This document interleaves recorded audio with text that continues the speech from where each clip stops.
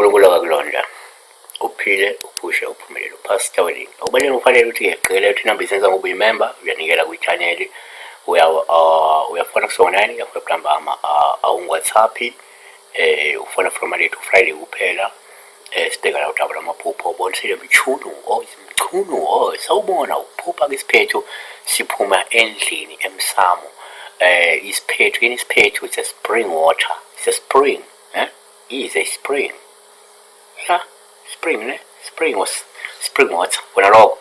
So naku-ke uma uphupha isiphethu abantu bathi siyalo.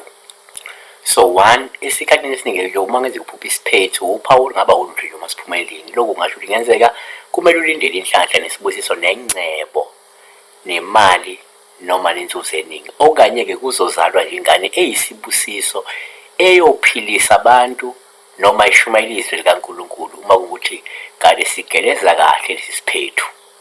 uJoel 3:18 kuyakuthi ngalolo suku izintaba ziconsa iwayini elimnandi, amagquma agobhoza ubisi, yonke imfula yakwaJuda igobhoza amanzi. Kuyakuvela-ke umthombo endlini kaJehova uyakunisela isigodi saseShithimi. Number 2, ngokwesintu kuma ngenzeka uphupha isiphethu kungaba nje uphawu olungelubi uma noma-ke nje oluhlu masiphuma endlini lokhu olusho ukuthi ngenzeka wena ngokhonjiswa nje ngey'nkinga ngezinkulumo noma iy'ngxabano okanye-ke ngolaka lezidalwa ngenxa yokuthi-ke zidiniwe zigane unwabo ngeziphambeke zithinta umsamo uma ukuthi-ke lesi phethu besigeleza-ke singalawuleki. Ngiyabona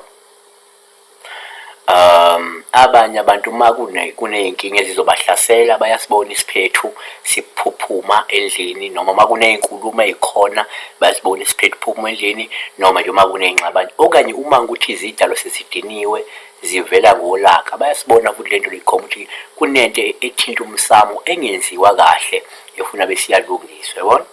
Number 3, kuyenzeka futhi uma uphupha isiphethu ube uphawu oluhle futhi uma siphuma endlini olusho ukuthi kungenzeka ukhonjiswa la ukuthi kunenkulumo yezidalwa endluliswayo kuwe ngabe ithinta inhlambuluko noma-ke inhlambululo yomsamo noma-ke okanye wena sekufanele ukuthi uvakashele isizinda samanzi uma kuwukuthi umuntu owembethwe isidalwa sobukhosi basemanzini. Omunye umuntu uma kukhona nje inkulumo esuke indluliswa kulowo muntu loyo iy'dalwa zakhe angasibona lesi kukhomba ukuthi mhlawumbe kukhona inhlambuluko efanele ngabe yenziwa yezidalwa nenhlambululo kugeza umsamo noma-ke wena uqobo umuntu owembethwe yilobu bukhosi bamanzi uyabuziba uyabubalekela.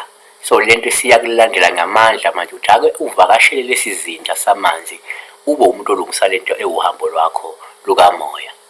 Number 4, kwesinye isikhathi-ke uma uphupha isiphethu kuyaba uphawu lokuma siphuphuma lapha endlini ikakhulukazi uma sigebhula siphuma ngolaka lokhu kusuke kukhomba ukuthi kuyenzeka umuntu odinga nje ukukhuleka ngamandla ukuze unqande lento ewumshophi wesifo ofuna ukuthi yehle lakhaya.